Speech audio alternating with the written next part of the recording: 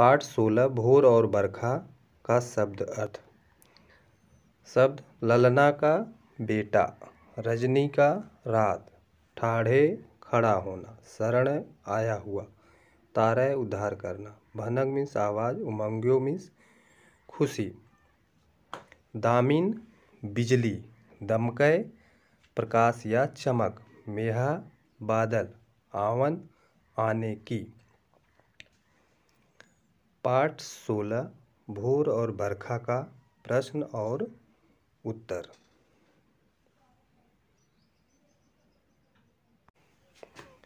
प्रश्न संख्या 1।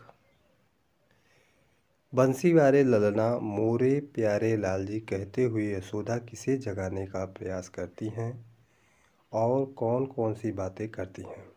उत्तर इसका होगा बंसी वाले ललना मोरे प्यारे व लाल जी कहते हुए यशोदा श्री कृष्ण को जगाने का प्रयास कर रही हैं। वह उनसे कहती हैं कि मेरे लाल जागो, रात बीत गई है, सुबह हो गई है, सबके घरों के दरवाजे खुल गए हैं, गोपियाँ दही बिलो रही हैं और तुम्हारे खाने के लिए मन भावन मक्खन निकाल रही हैं। तुम्हें जगाने के लिए सभी देव और मानव खड़े हैं जो तुम्हारे दर्शनों की प्रतीक्षा कर रहे हैं। तुम्हारे सखा ग्वाल बाल तुम्हारी जय जयकार कर रहे हैं, अतः तुम अब उठ जाओ। यह तो आपका पहले का उत्तर हुआ। दूसरा प्रश्न है, नीचे दी गई पंक्ति का आशय अपने शब्दों में लिखिए। माखन रोटी हाथ महलेनी गौवन के रखवारे। इसका उत्तर होगा गायों की रखवाली करने वाले तुम्हारे मित्र ग्वाल बालों ने रोटी और मक्खन लिया हुआ है, वे तुम्हारी प्रतीक्षा कर रहे हैं। हे कृष्ण, उठो और जाओ। प्रश्न संख्या 3। पढ़े हुए पद के आधार पर ब्रज की भोर का वर्णन कीजिए।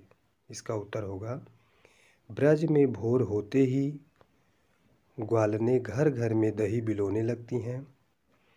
चूड़ियाँ उनकी चूड़ियों की मधुर झनकार वातावरण में गूंजने लगती है। घर घर में मंगलाचार होता है। ग्वाल बाल गायों को चराने के लिए वन में जाने की तैयारी करते हैं। यह आपके तीसरे का उत्तर हुआ। चौथा प्रश्न है, मीरा को सावन मन भावन क्यों लगने लगा। इसका उत्तर होगा मीरा को सावन मन भावन इसलिए लगने लगा क्योंकि सावन की फुहारों में मन में उमंग जगाने लगती है। सावन की फुहारें मन में उमंग जगाने लगती हैं तथा श्री कृष्ण के आने का आभास हो गया। यह आपका चौथे का उत्तर हो गया। चौथे का उत्तर क्या हो जाएगा, मीरा को सावन मन भावन इसलिए लगने लगा क्योंकि सावन की फुहारें मन में उमंग जगाने लगती हैं तथा श्री कृष्ण के आने का आभास हो गया। पांचवा प्रश्न होगा आपका, पाठ के आधार पर सावन की विशेषताएं लिखिए। तो उत्तर हो जाएगा सावन के आते ही बादल चारों दिशाओं में उमड़ घुमड़ कर विचरण करने लगते हैं, बिजली चमकने लगती है, वर्षा की नन्ही नन्ही बूंदें बरसती हैं, शीतल हवाएं बहने लगती हैं और मौसम सुहावने लगने लगते हैं। यह आपका पांचवे का उत्तर हो गया।